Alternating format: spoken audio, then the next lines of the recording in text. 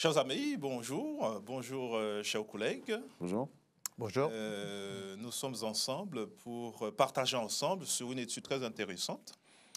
Nous sommes sur l'étude du livre de Marc et nous entamons aujourd'hui une réflexion concernant cette cinquième étude qui tourne autour des miracles accomplis sur le lac ou autour du lac de Galilée.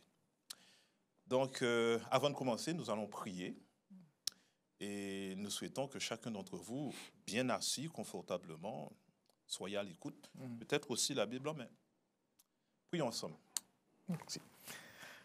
Notre Dieu, notre Père, nous voulons te demander de nous assister alors que nous allons partager ta parole, par ton Saint-Esprit, nous guider et nous aider à comprendre l'essentiel, afin que nous puissions chaque jour grandir dans notre foi. Merci au nom de Jésus. Amen. Amen. Le pasteur Gérard Péroumal et pasteur Gaston Fernoc, bienvenue à vous. Merci. Merci. Jésus a concentré son activité principalement autour du lac de Galilée. Et on pourrait se poser la question, mais pourquoi là, alors qu'il y avait aussi la Judée, il y avait la Samarie? Enfin, moi, je pense que le fait que sa famille est de Galilée, quoi de plus normal de commencer son ministère dans un endroit connu. Et d'autant plus quand nous regardons dans les évangiles, Jésus, ses premiers disciples, les a appelés dans la région. Donc, il y a l'idée ici de créer un socle dans, je dirais, dans sa patrie, dans son fief, pour pouvoir débuter son ministère. Voilà. OK. Et puis, il faut rappeler aussi que son premier miracle, c'est les noces de Cana, Galilée. Voilà. Bon, moi aussi, je vois aussi une idée où Jésus concentre principalement son ministère en Galilée parce qu'il est de Galilée, d'ailleurs, il est galiléen. Ensuite, je pense qu'il pense aussi d'abord à sa patrie, comme nous devrions penser à notre première église qui est notre famille, nous pasteurs. En général, on fait peut-être le contraire, mais en tout cas, Jésus, lui, il met vraiment l'accent, il met en tout cas un point d'honneur à vouloir ramener à la connaissance du Fils de Dieu sa famille, à l'accepter, pour pouvoir, bien sûr, il a été bien plus loin après, mais on sent qu'il a ce côté où il aime sa famille, il aime sa patrie, les gens de son quartier, et il aurait aimé qu'eux, d'abord, en premier lieu, puissent accepter son message. Alors, quand Jésus essaye d'un petit peu de s'éloigner hors du territoire, on va dire, juif, hébreu, il arrive que les obstacles se dressent sur son chemin. Disons que le premier miracle de Jésus a eu lieu en Galilée. D'autres miracles ils se sont produits. Et par exemple, nous allons considérer un certain nombre de miracles qui se sont produits. Vous avez cela dans le chapitre 4, 5, 6 du livre de Marc. Et ça a été l'occasion de révéler, de donner plutôt une ébauche de son identité. Le livre de Marc, rappelons-le, touche à la question, pose la question de l'identité. Donc, là, en quoi est-ce que les miracles que nous allons évoquer là tout à l'heure, eh bien, présentent l'identité de Jésus? On va prendre par exemple la question de la tempête apaisée. Marc chapitre 4, vous l'avez ce texte sous les yeux. Oui. Jésus est en train de dormir. Il a demandé à ce qu'ils puissent s'éloigner. Ils veulent traverser ce lac. Et il y a une tempête qui survint. Qu'est-ce qui se passe? Qu'est-ce qui aurait dû motiver, on pourrait dire, la confiance des disciples? Moi, je pense que quand on regarde le texte, on voit tout d'abord que c'est Jésus qui dit « passons sur l'autre bord ». Donc, c'est Jésus qui donne l'ordre. Et bien entendu, les disciples s'adressent à Jésus en disant « Maître, plus loin, ne t'inquiètes-tu pas ». Le fait que Jésus, c'est lui qui invite à passer de l'autre bord, pour moi, cela devrait apporter une certaine confiance, tout en sachant que l'homme reste l'homme, avec ses doutes, ses peurs. Donc, je peux comprendre leur réaction. Mais déjà, dans un premier temps, la confiance en Jésus, c'est le fait que c'est lui qui dit de passer à l'autre bord. Après, par rapport à ce qui va se dérouler sur le lac, la peur peut s'expliquer. Parce que, je ne sais pas, moi, j'ai déjà été dans des petits canaux aux Antilles. Quand je vois l'eau, ce n'est pas des grosses vagues, mais il suffit que ça bouge un peu trop, j'ai peur. Et pourtant, je crois, dans toutes les actions, on prie avant de faire quoi que ce soit. On comprend qu'il n'est pas interdit d'avoir peur, mais sachant justement, comme tu dis, l'ordre qui a été donné, sachant aussi Jésus dans le bateau, pourquoi avoir peur? D'ailleurs, c'est le reproche que Jésus formule. Oui, qu'est-ce qui, Pasteur Fernand, qu'est-ce qui devrait motiver davantage la confiance dans et ne pas avoir peur? C'est vrai que dans l'absolu, il faut avoir une confiance inébranlable. Parce que tu as Jésus avec toi. Mais bon, j'essaie de rentrer quand même dans le contexte des disciples de l'époque. Je ne suis pas sûr qu'ils ont une entière confiance à 100%. Ils viennent de commencer avec Jésus, d'accord? Ils ont vu les miracles de Cana, ils ont vu... ils comprennent vraiment qu'il y a une certaine puissance qui se dégage au travers de Jésus. Mais la nature humaine, face au danger, a souvent peur, même s'il a fait appel à Dieu. Je prends plusieurs exemples. Élie, qui va faire un miracle extraordinaire sur la montagne, faire descendre le feu du ciel, consommer le sacrifice, et puis quelques minutes après, parce que Jézabel va crier un peu trop fort, eh bien, il va avoir peur. Pourtant, il a confiance en Dieu, cet homme. Adam, qui était dans une nature parfaite, et qui, après avoir péché, a même peur d'entendre Dieu qui vient dans le jardin. En fait, j'ai l'impression que depuis l'entrée du péché dans le monde, même si Dieu nous insiste pour nous dire, mais faites-moi confiance, parfois on a peur, mais ce que Jésus veut, c'est qu'on puisse se faire confiance. D'ailleurs, il va leur dire, mais gens de peu de foi, pourquoi avez-vous peur? Alors, moi, je me mets un peu à la place des disciples. Je ne sais pas si vous avez déjà traversé le canal de Dominique en bateau. Moi, j'ai fait la traversée entre Martinique et la Guadeloupe. Je peux vous dire que quand vous arrivez dans ce canal-là, pourtant, c'était pas si démonté que ça. C'est juste impressionnant. Alors, mettez-vous dans un petit canot, comme tu disais, dans une petite chaloupe, et puis avec une tempête derrière, et quelqu'un qui dort tranquillement.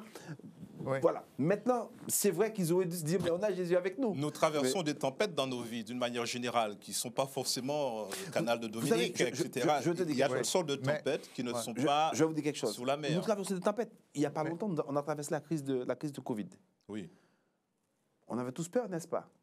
Enfin, oui, peur, dans le sens où on avait même peur de se dire bonjour, parce qu'on disait qu'il ne fallait pas se dire bonjour, il ne fallait pas se faire le saint baiser. Pourquoi? Parce qu'on a peur de mourir, au fond. Il y a toujours une peur. Et pourtant, nous étions des chrétiens. On a eu même peur de prendre position dans l'église. Je me rappelle, dans nos conventions pastorales, il fallait insister pour que les membres puissent revenir à l'église, parce qu'on avait peur. Et pourtant, on aime Jésus. Mais en fait, vous voyez, ça fait partie intégrante de l'homme. Mais c'est vrai qu'il faut faire confiance à Dieu. Il y a un aspect quand même dans le texte. Le mot peur, je pense que ce mot-là aussi, dans ce contexte-là, il veut dire une attitude indigne, inappropriée. Je pense que c'est ce que Jésus veut faire ressortir, le fait qu'il dit « Pourquoi avez-vous peur ?» Parce que Jésus est là, c'est lui qui donne l'ordre. Donc, il nous demande d'avoir une foi d'enfant, parce que c'est lui qui nous invite à passer à l'autre bord. C'est vrai, la peur, ça fait partie de l'existence de l'homme. On a peur pour beaucoup de choses. Mais ça nous arrive dans certaines démarches que nous prions, mais il y a une petite doute qui vient, mais on se dit, après tout, au nom de Jésus, on avance et on voit le miracle. Mais pour moi, le plus important ici, c'est que effectivement, Jésus leur dit ça, pourquoi avez-vous peur? Mais Jésus va faire une manifestation de sa puissance divine. Il va apporter quand même une délivrance, il va apporter de la sérénité. D'ailleurs, quand vous regardez le texte, il semble qu'ils ont encore davantage peur après la manifestation de Dieu. Ils disent qu'ils furent saisis d'une grande frayeur. En tous les cas, ce qui est formidable, c'est que Jésus tient compte, voit bien sûr qu'ils auraient dû avoir plus de confiance. Il sait qu'ils ont peur, mais il va manifester sa puissance. Il va manifester une telle autorité qu'il va calmer tout de suite la mer, le vent. Et ce qui est important, c'est l'attitude rassurante de Jésus. Très bien. Donc, je disais tout à l'heure que nous traversons aussi des tempêtes. Chacun ici, dans son vécu personnel, traverse des tempêtes. C'est vrai. À ce moment-là, effectivement, les disciples ne connaissent pas totalement. Et la construction du récit de Marc invite finalement à découvrir ou à réfléchir de qui est cette personne, qui est ce Jésus. C'est ça. En tout cas, ils perçoivent Sous l'idée, bien évidemment tout à fait. que Dieu est capable, Jésus est capable, C'est ça. n'est-ce pas, Et là, il commence à percevoir l'identité de Jésus. de faire taire les éléments naturels. Aujourd'hui, pasteur, tu as avec toi des personnes qui traversent des situations compliquées, difficiles. Comment leur impulser la confiance en Dieu, brièvement? En fait, moi, j'invite surtout à s'appuyer sur les promesses de Dieu. C'est ça. Parce que, et ne pas vouloir raisonner dans toutes les situations, parce qu'à force de raisonnement, On va se perdre. on va se perdre et puis la foi n'y est plus. La Bible nous invite à faire confiance à Dieu. Dieu nous dit dans sa parole, en tout cas dans le psaume 33, il nous dit que de son trône, il a l'œil sur nous. Et il a l'œil sur ses enfants, sur ceux qui le craignent, ceux qui espèrent en sa bonté. Il nous invite à crier à lui. Donc, moi, je crois aujourd'hui que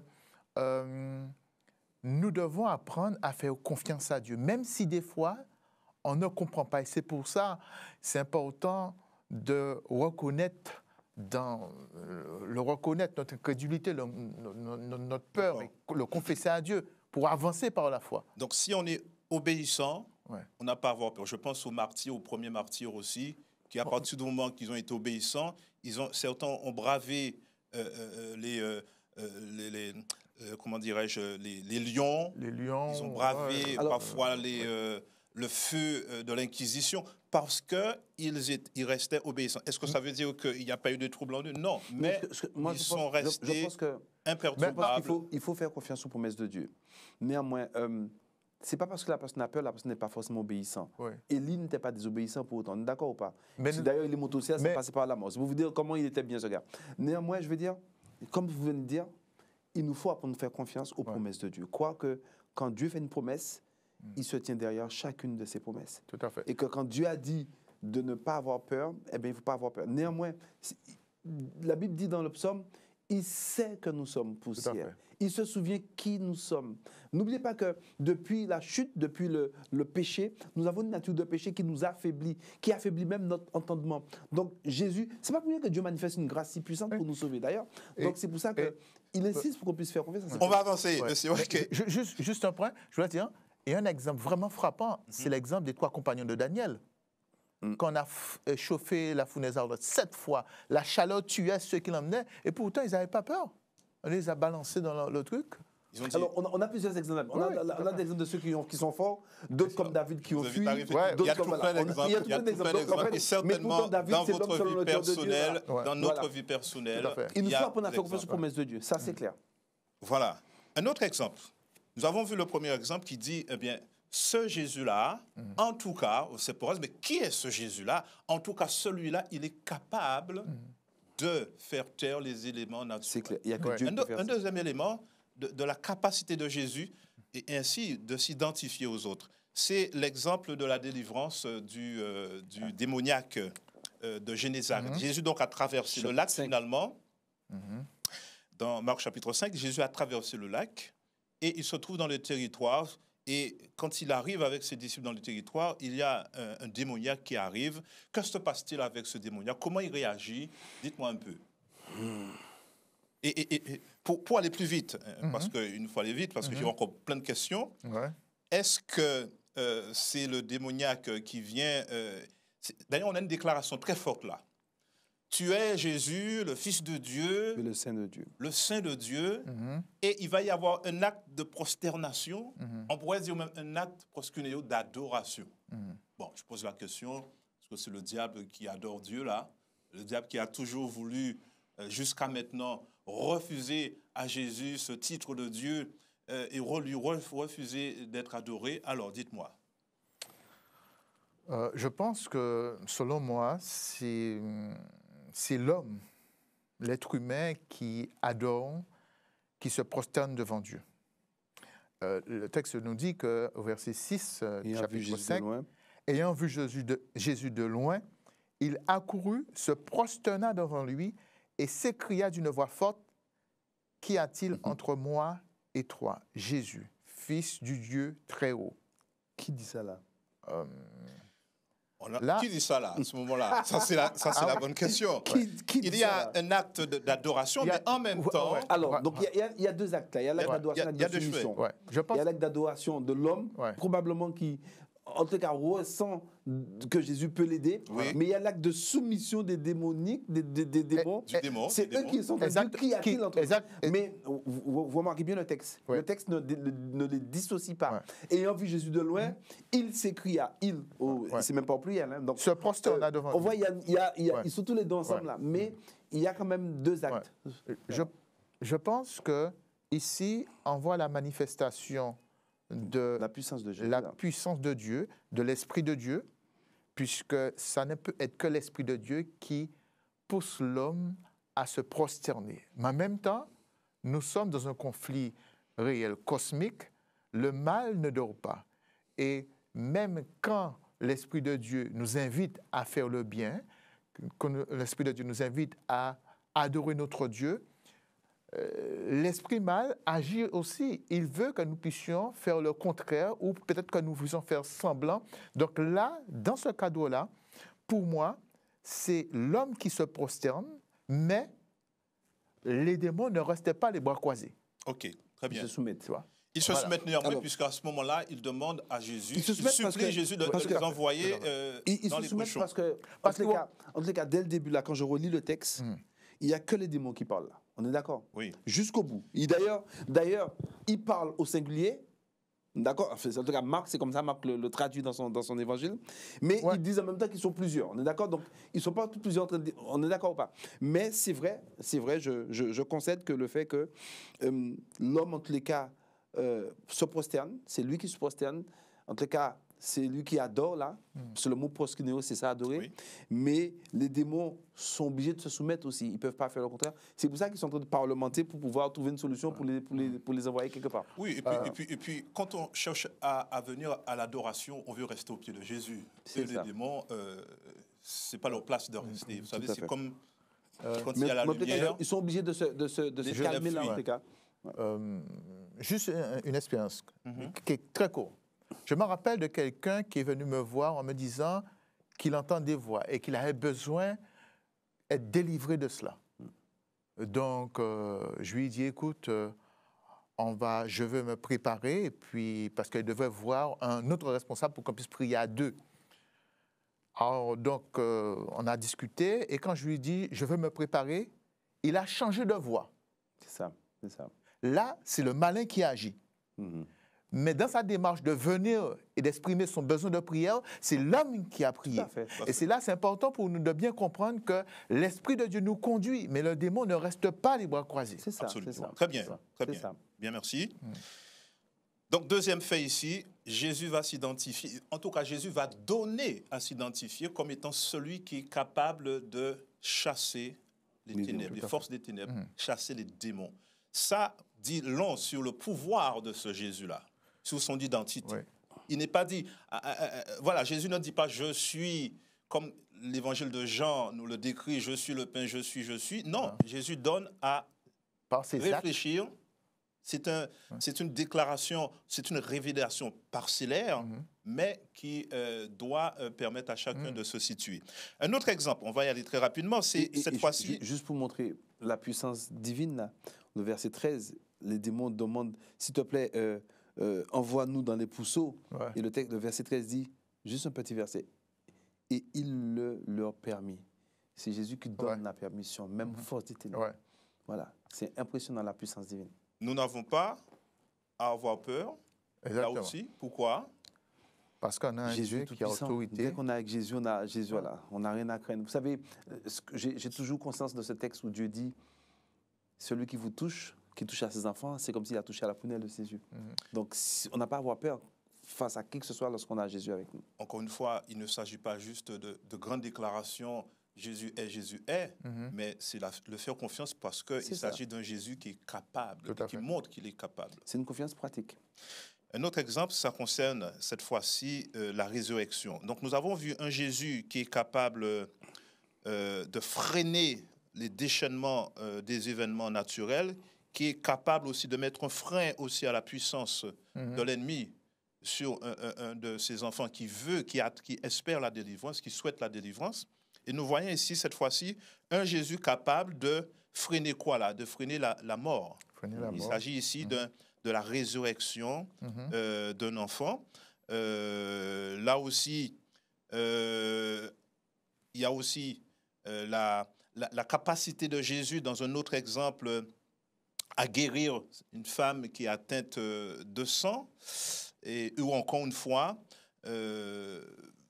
Jésus qui se manifeste dans sa capacité, n'est-ce pas, à enlever les obstacles. Donc, très facilement, un Jésus, une personne qui est capable de dire à la mer stop, un Jésus qui est capable de dire au diable écoute, stop, un Jésus qui soit capable de dire à la mort stop, un Jésus qui soit capable de dire à la maladie stop. C'est qui est ce Jésus? C'est le Messie, c'est le Christ, c'est notre Dieu. C'est le Créateur. C'est le Créateur, il a tout pouvoir. D'ailleurs, Jean 5 le dit, hein. Ouais. Jean 5, verset 20. Je peux le lire avec vous, qui dit vraiment qu'il est ce Jésus. Hein. Ouais. Jean 5, verset 20. Pendant que le pasteur Garçon cherche le texte, il est important pour nous, en acceptant ce Jésus, on a tout. Même si nous sommes dans un monde bousculé, avec ses hauts, ses bas, ses tendances, mais celui qui a Jésus, il a tout. Voilà. Alors, je vais lire le texte de Jean 5, verset 21, il dit « Nous savons aussi que le Fils de Dieu est venu et qu'il nous a donné l'intelligence pour connaître le véritable. Et nous sommes dans le véritable en son Fils Jésus-Christ. C'est lui qui est le Dieu véritable. Amen. Amen. Petits enfants, gardez-vous des idées. Alors, on a un petit souci. Et je voudrais, parce que ça c'est très intéressant, mais à un moment donné, quand on lit l'histoire qui vient après, l'histoire de Jean-Baptiste, on a des interrogations. Pourquoi est-ce que Jésus n'a pas délivré Jean-Baptiste? Et certaines personnes se posent des questions. Ils ont été de fervents croyants, de fidèles, de grands serviteurs de Dieu, comme Jean-Baptiste. Et Jésus est là, présent. Il accomplit son œuvre un petit peu plus loin, mais Jean-Baptiste est en train de périr en prison. Il a été, d'ailleurs, subi une mort de décapitation, carrément. Pourquoi Jésus, est-ce que Jésus a montré à un moment donné une limitation d'action? Est-ce que Jésus fait face quelque part à quoi là, ici, là? Alors, moi, je crois qu'il faut faire confiance à Dieu. Dieu est souverain. Dieu agit tantôt d'une autre, tantôt d'une manière. Je prends plusieurs exemples. Je prends l'exemple d'Étienne. Étienne va être lapidé. Jacques, le frère de Jean, va être le premier à succomber à la persécution. Jean, lui, va sortir vivant. Il va revenir vivant d'une marmite d'eau bouillante. En fait, Dieu agit tantôt d'une autre, tantôt d'une manière. Jean-Baptiste, effectivement, n'a pas été délivré. Il n'a pas demandé aussi, mais bon, quoi qu'il en soit, il n'a pas été délivré. D'autres vont être délivrés. C'est comme nous pouvons. Ça nous est arrivé de prier pour des personnes pour leur guérison. Certaines personnes ont été guéries, d'autres n'ont pas été guéries. Donc Dieu agit. Mais en tout cas, la manière d'agir de Dieu est toujours juste et toujours sage. Et il y a toujours une leçon à en tirer. Peut-être parfois nous ne comprenons pas tout. Peut-être que Jean-Baptiste aussi était prêt aussi à quitter ce monde. Vous comprenez ce que je veux dire? Donc Jésus connaît les choses mieux que nous. Donc je pense qu'il faut nous apprendre. Il faut apprendre à faire confiance à la souveraineté de Dieu. D'accord? Dans ces sens-là. Moi, je pense aussi qu'il y a des choses qui nous dépassent et que nous sommes limités. Mais par rapport au texte biblique, Jean-Baptiste était venu pour préparer le chemin de Jésus. Et c'est vrai qu'en lisant le texte, on pourrait s'interroger parce que quelqu'un qui va être décapité, qui est venu préparer le chemin, Jésus pouvait... Et puis, rien ne se passe. Matthieu va même dire, est-ce que ses disciples... Il va faire dire à ses disciples, mais oui, mais est-ce que c'est bien toi, vraiment, ou est-ce qu'il faut attendre quelqu'un d'autre? Comment ça se fait que tu... Hein? Voilà.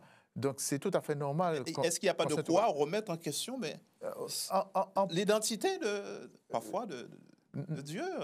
Non, mais je pense qu'il n'y a pas de quoi remettre l'identité de Dieu quand on sait que Dieu, il est souverain, il est omniscient, il sait tout. Dieu permet certaines choses et que nous, des fois, nous ne comprenons pas. Moi, en tout cas, à la lumière du texte biblique, je pense que Jean est venu pour une mission bien spécifique. Là, il a accompli. Dieu pouvait de Il pouvait délivrer. mourir dans sa vieillesse aussi, oui. Voilà. Mais, Mais Ok. là, il va passer, là, le ministère de Jésus va passer à une autre étape. Donc, pour moi, il n'y a pas lieu d'avoir une confusion là-dessus. Si Dieu l'a permis, il sait pourquoi il a permis. Ça ne veut pas dire que Jésus, il était impuissant. Non, il pouvait agir, il pouvait faire quelque chose. Il ne l'a pas fait parce que pour lui, dans son omniscience, il a jugé bon que les choses devaient se passer comme ça. encore une fois, il faut faire confiance, Merci. une entière confiance à la souveraineté de Dieu. Mm. Mais rien n'est impossible à Dieu. D'accord? Mais on doit faire confiance. Parfois, ça nous dépasse. Il y a des choses qui nous dépassent. Nous n'avons pas la réponse à tout. Et l'éternité va nous révéler beaucoup de choses. Mais faisons confiance à Dieu. Voilà. Donc, un élément, un événement pourrait sembler être une non-délivrance, n'est pas forcément à fait. quelque chose qui va durer tout le temps. C'est ça. Jean-Baptiste croyait à la résurrection, n'est-ce pas? Et ce n'est pas une impuissance de Dieu non Ce n'est plus. pas une impuissance Voilà, de Dieu. tout à fait. Peut-être que Dieu s'est dit là, eh bien, je fais taire, je m'impose un silence qui devrait être le sien aussi à Jésus à fait. face à la mort. Tout à fait. Tout à fait. D'accord? Tout à fait. Non, mais Donc- certains ont été délivrés de la persécution, d'autres sont morts. Ouais, on prend l'exemple de Daniel, qui est délivré de la fosse au lion. D'autres exemples, d'autres sont morts. Les premiers chrétiens sont morts dans la fosse au lion, les lions les ont déchiquetés. En fait, il faut savoir faire confiance à la puissance Ok. de Dieu. Et puis, dernier élément que je voudrais mentionner, ça concerne un événement aussi où il y a eu un miracle. Cette fois-ci, c'est le cas où Jésus nourrit une foule nombreuse, n'est-ce pas? Et à un moment donné, Marc chapitre 6, Ouais. Jésus demande aux disciples de passer de l'autre côté, d'aller à la barque, et il va les rejoindre. Cette fois-ci, là encore, la mer semble relativement calme, hein, c'est pas la tempête. Seulement, les disciples ont peur. Et il y a là aussi une théophanie, c'est-à-dire une manifestation de Jésus. Je parle d'emblée de théophanie parce que théophanie signifie c'est Dieu qui se manifeste. Manifestation de Dieu. Tout à Mais fait. peut-être qu'avant d'arriver là, les disciples n'ont pas reconnu ça. Tout à fait. Ils ont vu quoi d'autre? Qu'est-ce qu'ils ont vu? Un fantôme, Vous avez un fantôme. soi-disant. Ouais. Mais j'aime bien ce que dit le texte. Il dit aussitôt, il obligea ses disciples à monter. Et là encore, c'est Dieu, c'est Jésus qui donne l'ordre de monter. Et pour moi, c'est capital, c'est important, le fait que c'est Jésus qui leur dit de monter. Après, sachant, quand on voit ce qui s'est passé dans les versets, dans les miracles que Jésus a opérés avant, eh bien, cela devrait consolider la foi. Alors, Jésus oblige. Pourquoi il oblige? Justement, la question est intéressante. Hein. Il y a eu un miracle grandiose. Hein. Jésus apparaît comme le grand Thomatus qui est capable de donner à manger à la foule. Voilà. C'est aussi, n'est-ce pas, une manifestation de ce Jésus tout-puissant, capable de... Mais face à cela, il oblige ses disciples à quitter à partir de cela. Alors peut-être le livre de Marc n'est pas assez explicite comme pouvait être le livre de Jean, mais pourquoi Jésus a précisément obligé ses disciples à partir à ce moment-là? Est-ce qu'on peut... Est-ce que finalement... la foule ne voulait pas faire de Jésus roi. Et à ce moment-là, Jésus dit non, c'est pas le moment, c'est pas le temps. En fait, bien sûr, après ce miracle, avoir nourri une foule pareille avec très peu de denrées, forcément, n'oubliez pas que la foule, le peuple d'Israël, était en attente du Messie roi qui allait restaurer, rétablir le royaume d'Israël face à la puissance de l'ennemi, face à la puissance romaine de l'époque. Et donc, effectivement, en voyant déjà la puissance, les miracles, en ayant conscience de sa réputation, et en plus, il vient d'accomplir un miracle, mais avec quelques petits pains, 2 ou 3 poissons, va nourrir 5000 personnes. Essayez de faire ça, vous allez voir que ce n'est pas simple. Donc, forcément, eh bien, ils avaient vu en lui son roi. Donc, Jésus, alors, il oblige ses disciples, parce que ses disciples aussi étaient dans cette dynamique. Exactement. Donc, il nous oblige à partir, parce qu'eux aussi, peut-être qu'ils ont pris parti, et parce qu'il a besoin de partir aussi, parce que la foule allait le prendre pour le faire roi. Mais Jésus n'était pas venu pour s'installer son royaume terrestre, mais il était venu pour s'installer, pour installer son royaume, le royaume des cieux. Alors, lorsqu'on parle de la toute-puissance, et nous allons devoir conclure, lorsqu'on parle de la toute-puissance de Jésus, les fanatiques diraient, mais puisque nous avons un Jésus tout-puissant, eh bien, pourquoi besoin de travailler? Évidemment. Pourquoi besoin d'aller chez le médecin? Évidemment. Pourquoi besoin de ceci? De toute façon, d'aller chez le boulanger. mais on voit que Et je Jésus fais des dit, pains vite faits. n'allez pas trop loin en besogne. Et N'allons pas trop loin en besogne. Forcément, quelqu'un comme ça aujourd'hui apparaît, on le met sur le pédestal, n'est-ce pas? Tout à fait. C'était ça. Croire en Jésus, qui il est, un être capable de, mais attention, il n'est pas là pour répondre à n'importe quoi, à nos ambitions. L'essentiel doit être là. La mission de Jésus, c'était pas de venir, comment dire, se mettre comme le Messie qui allait libérer Israël de ses ennemis, restaurer le royaume davidique, le royaume d'Israël, mais sa mission était venue de libérer l'homme du péché et d'instaurer le royaume de Dieu. Et Jésus était focus sur sa mission. C'est la toute-puissance de Dieu, de Jésus, surtout pour nous tous. Yes. Dieu vous bénisse.